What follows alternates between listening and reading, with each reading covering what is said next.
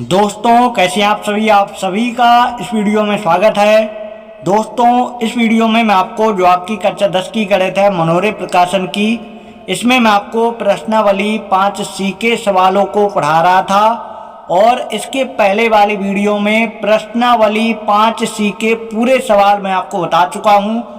आज की इस वीडियो में मैं आपको प्रश्नावली 5D के सवालों को बताऊंगा।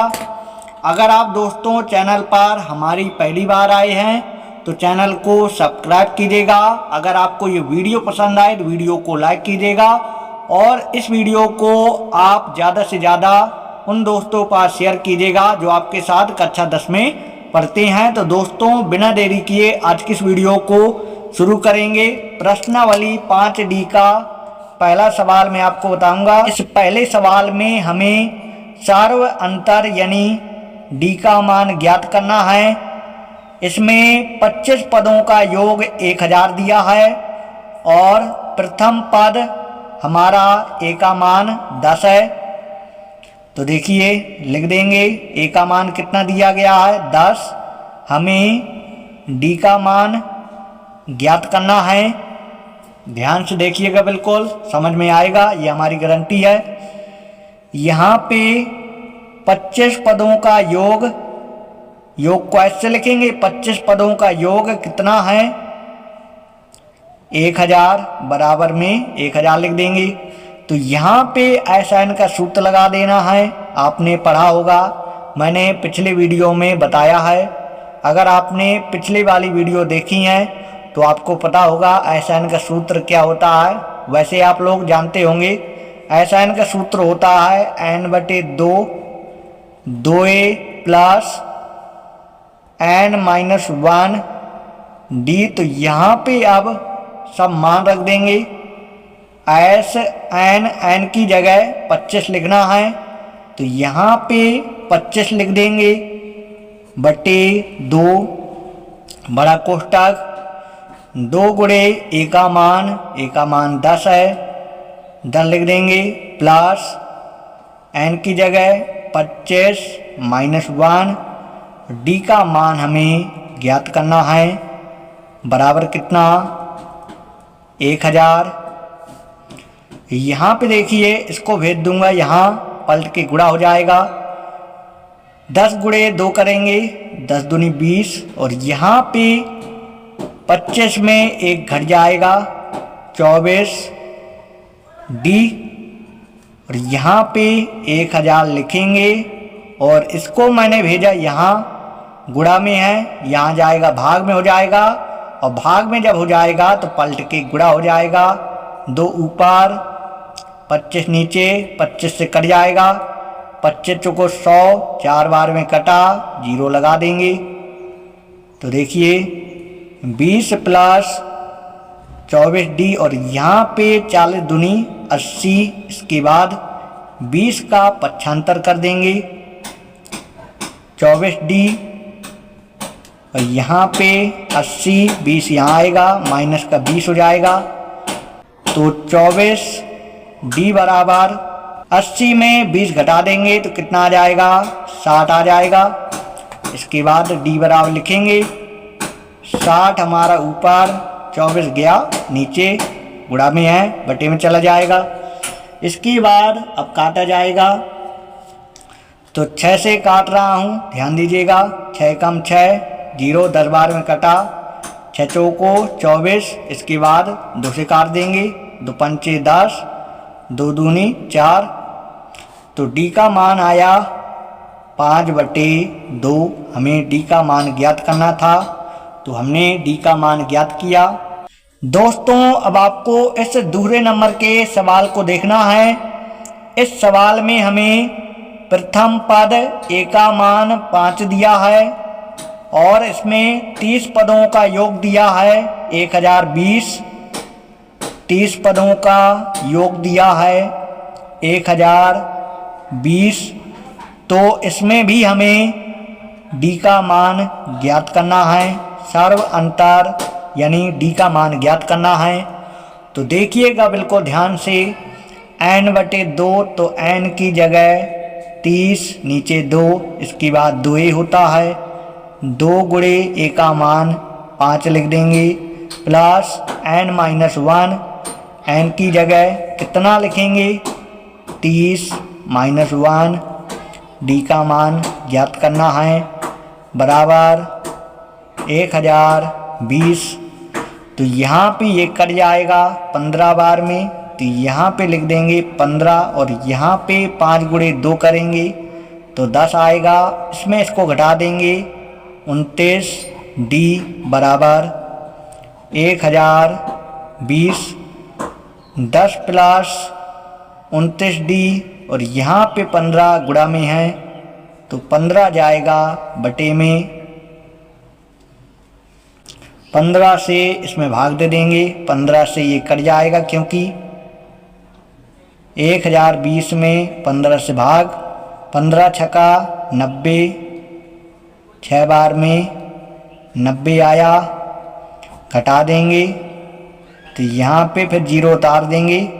15 अट्ठे होता है 120, तो ये कट गया पूरा 68 बार में कट गया। तो 29 d बराबर 68 और 10 को लिखेंगे इस तरफ माइनस का 10 हो जाएगा। 29 d बराबर इसमें इसको घटा देंगे तो कितना आ जाएगा, तो ये आ जाएगा 58। इसके बाद d बराबर 58, 29 जाएगा नीचे तो 29 दूनी होता है 58, तो d का मान निकल कर आ जाएगा हमारा 2। तो दोस्तों अभी आपने देखा प्रश्न नंबर दूसरा। अब इसके बाद देखेंगे सवाल नंबर तीसरा। दोस्तों अब आपको इस तीसरे नंबर के सवाल को देखना है। इस सवाल में हमें प्रथम पद ज्ञात करना है और इसमें पदांतर यानी पदों का अंतर दिया गया है, यानी d का मान 3 दिया है और 12वां पद दिया है 37। तो यहाँ से हम a का मान ज्ञात कर लेंगे। प्रथम पद यानी a का मान ज्ञात करना है। तो देखना 12वां पद a प्लस 11d के रूप का होता है, तो यहाँ पे d की जगह d का मान रख देंगे 3 बराबर 37। तो यहाँ देखिए कितना हो जाएगा 33 बराबर 37। तो a बराबर 37, 33 को यहाँ लिख देंगे, माइनस का 33 हो जाएगा। तो a का मान 37 में 33 घट जाएगा तो कितना 4 आ जाएगा। तो हमें a का मान ज्ञात करना था। दोस्तों जो हमारा चौथे नंबर का सवाल है, इस सवाल में हमें इन दोनों संख्याओं के बीच में जो विषम संख्याएं आती हैं उनका योगफल ज्ञात करना है।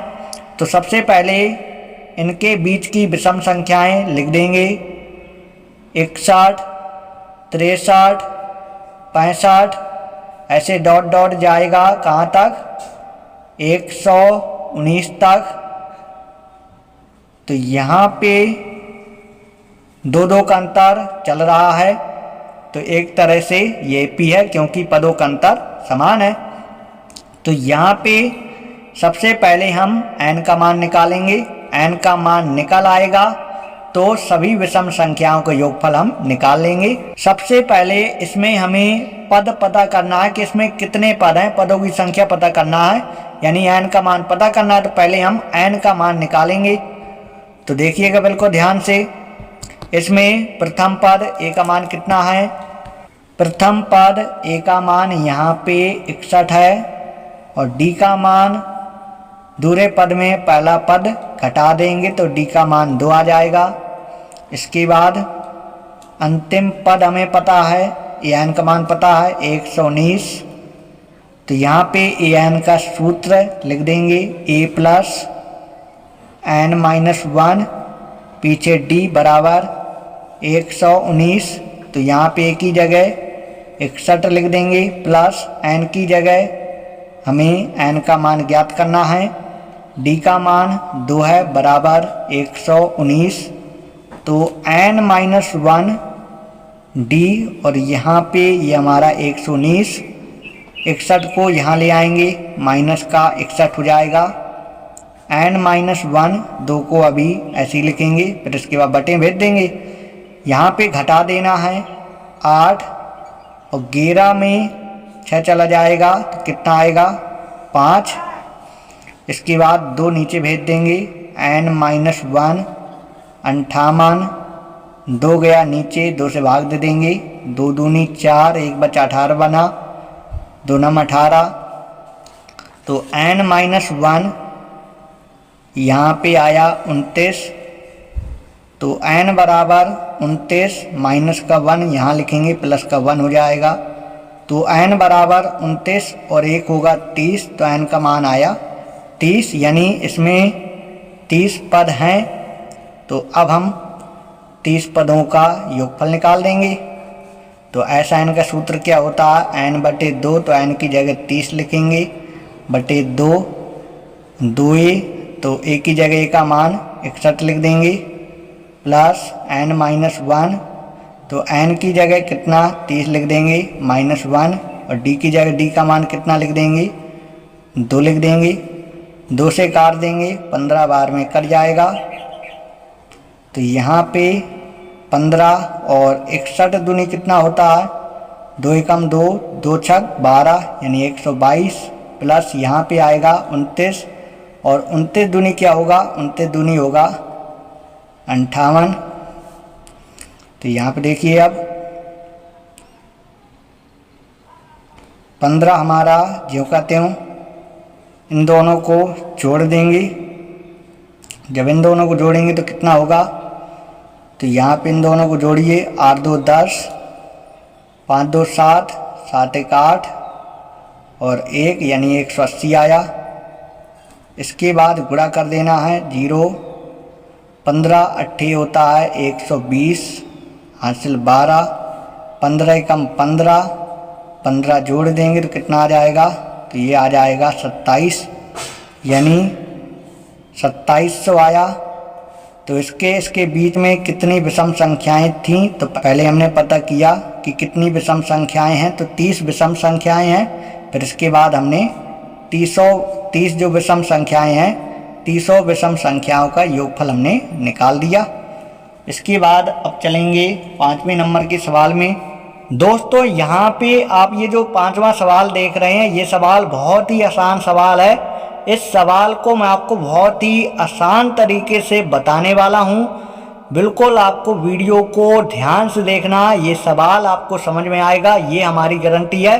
तो सबसे पहले आपको कहीं नहीं पढ़ना है, सबसे पहले आपको लास्ट में पढ़ना है। लास्ट में आखिर इसमें हमें ज्ञात क्या करना है ये पता चल जाएगा अगर हम लास्ट में पढ़ेंगे। तो देखिए दोस्तों, यहाँ पे यही बात इस सवाल की मेन है। हमें ज्ञात करना है 13 क्रमागत अर्धवृत्तों से बने इस सर्पिल की कुल लंबाई हमें बताना है कि क्या होगी।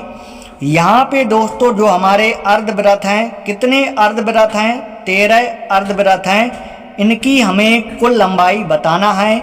यानी L1, L2, L3, L4 ऐसे L13 तक 13 पदों का कुल योगफल हमें ज्ञात करना है। तो बहुत आसान है। आपने पढ़ा होगा, अगर वृत्त होता है, वृत्त की हमें कुल लंबाई निकालना है, तो कुल लंबाई निकालने के लिए इसकी हम परिधि निकाल देते थे। अगर परिधि निकाल देंगे तो इस वृत्त की कुल लंबाई निकल जाएगी। तो परिधि का सूत्र आपने पढ़ा होगा, वृत्त की परिधि का सूत्र होता है 2πr। मान लो यहाँ पे एक व्यक्ति खड़ा है, कितना भी बड़ा वृत्त हो, यहाँ पे एक व्यक्ति खड़ा है और इसने चक्कर लगाया और यहीं पे आ गया, तो कितना चला, ये चीज़ निकालने के लिए इसकी परिधि निकाल देंगे। परिधि निकाल देंगे तो एक चक्कर में चली गई दूरी पता चल जाएगी, क्योंकि एक चक्कर में चली गई दूरी परिधि के बराबर होगी। ये चीज़ आप अच्छे से जानते हैं। दोस्तों अगर बात करें आधे वृत्त की, तो आधे वृत्त की परिधि निकालने के लिए, या कह सकते हैं आधे वृत्त की लंबाई निकालने के लिए इसका आधा करना पड़ेगा। इसका आधा करने के लिए 2 से भाग तो कितना आएगा, पाई आर आएगा। अगर हमें इस अर्धवृत्त की लंबाई यानी L1 निकालना हो तो अर्धवृत्त की लंबाई निकालने के लिए हम पाई आर सूत्र लगाएंगे। अर्धवृत्त की लंबाई निकालने के लिए पाई आर सूत्र लगाएंगे। तो पाई ज्यों का त्यों लिखेंगे और पहले की जो त्रिज्या है 0.5 है, तो यहाँ पे जब 0.5 लिख देंगे तो क्या आ जाएगा, 0.5 पाई आ जाएगा। इसी प्रकार जैसे हमें दूसरे अर्धवृत्त की लंबाई निकालना है, दूसरे अर्धवृत्त की लंबाई निकालना है, तो दूसरे अर्धवृत्त की लंबाई निकालने के लिए सूत्र यही लगेगा और इसकी त्रिज्या चेंज हो जाएगी। तो इसकी त्रिज्या कितनी है, इसकी त्रिज्या है 1.0। इसमें पाई से मल्टीप्लाई, जब पाई से मल्टीप्लाई तो कितना आ जाएगा प्यारे साथियों, यह आ जाएगा 1.0 पाई, इतना आ जाएगा। इसी प्रकार जैसे तीसरे अर्धवृत्त की लंबाई निकालना है, हमें तीसरे अर्धवृत्त की लंबाई निकालना है, तो तीसरे अर्धवृत्त की लंबाई निकालने के लिए, अर्धवृत्त की लंबाई निकालने के लिए पाई आर ये सूत्र होता है। अभी आपने जाना, आपको वैसे पता होगा। तो यहाँ पे तीसरे वृत्त की त्रिज्या क्रम से दिया गया है, पहले की त्रिज्या इतनी है, दूसरे की त्रिज्या इतनी है, तीसरे की त्रिज्या कितनी है 1.5। तो यहाँ पे 1.5 लिख देंगे, पाई को बाद में लिखा जाएगा, 1 पहले, पाई को भेज दिया बाद में। इसी प्रकार जैसे चौथे अर्धवृत्त की लंबाई निकालना है, तो अर्धवृत्त की लंबाई निकालने के लिए पाई आर ये सूत्र होता है, तो पाई रहेगा ज्यों का त्यों, और आर का मान चौथे अर्धवृत्त की त्रिज्या 2.0 है, तो यहाँ पे 2.0 लिख देंगे, तो कितना आ जाएगा 2.0 पाई, इतना आ जाएगा। तो इतना चीज़ आपको समझ में आया। इसी प्रकार L4 L5 निकलेगा, डी का मान निकाल लेंगे और पूर्व पद में डी का मान जैसे जोड़ते जाते हैं तो आगे वाला पद निकलता आता, तो इतने से काम चल जाएगा। तो यहाँ पे एक हमने AP बना ली, L1 का मान 0.5 पाई और L2 का मान 1.0 पाई, L3 का मान 1.5 पाई और L4 का मान 2.0 पाई। इसी प्रकार ये कहाँ तक जाएगा, 13 पदों तक जाएगा। हमें 13 पदों का योगफल निकालना है, क्योंकि देखिए 13 क्रमागत अर्धवृत्तों से बने इस सर्पिल की कुल लंबाई बताना है। अर्धवृत्त कितने हैं 13, तो 13 हमें पदों का योगफल निकालना है। तो n का मान 13 हुआ। इसके बाद a का मान पता है, a का मान कितना 0.5 पाई। इसके बाद d का मान और निकाल लेंगे, क्योंकि d का मान भी लगेगा 1.0 पाई, इसमें घटा देंगे दोस्तों 0.5 पाई घटा देंगे। तो देखना बिल्कुल ध्यान से, 1.0 में 0.5 घटाना है तो यहाँ पे 5 आ जाएगा, यानी 0. कितना आएगा, यह आएगा 0. कितना आएगा 0. आएगा 5, 0.5 पाई आया। दोस्तों अब निकालेंगे हम 13 पदों का योगफल। 13 पदों का योगफल निकाल देंगे तो हमें पता चल जाएगा 13 क्रमागत अर्धवृत्तों से बने इस सर्पिल की कुल लंबाई हमें पता चल जाएगी। यहाँ पे पहले अर्धवृत्त की लंबाई लिखी, फिर दूसरे, फिर तीसरे, फिर चौथे। इसी प्रकार कितने अर्धवृत्त हैं, 13 अर्धवृत्त हैं। 13 अर्धवृत्त की कुल लंबाई निकालना है तो कह सकते हैं हमें 13 पदों का योगफल ज्ञात करना है। तो यहाँ पे पदों की योगफल का सूत्र लगेगा SN बराबर n/2 2a plus n-1 d। यहाँ पे हम मान रख देंगे, n की जगह कितना लिखेंगे 13/2 और 2 गुणे ए का मान कितना 0.5 पाई प्लस एन की जगह एन का मान 13 लिखेंगे, 13 माइनस 1 और डी का मान कितना 0.5 पाई, कोष्टक बंद। ध्यान से देखिएगा। अब दोस्तों आगे देखेंगे S13 और यहाँ पे 13/2 और 5 गुणे 2, 5 दूनी कितना होगा 10 यानी 1.0 आएगा पाई प्लस यहाँ पे आएगा 12 और 12 गुणे 5 कराएंगे 12 पंचे 60 यानी 6.0 पाई, कोष्टक बंद। अब देखिए S13 और यहाँ पे 13/2 इन दोनों को जोड़ देंगे 6 1 7 यानी 7.0 पाई। इसके बाद पाई का मान रख देंगे।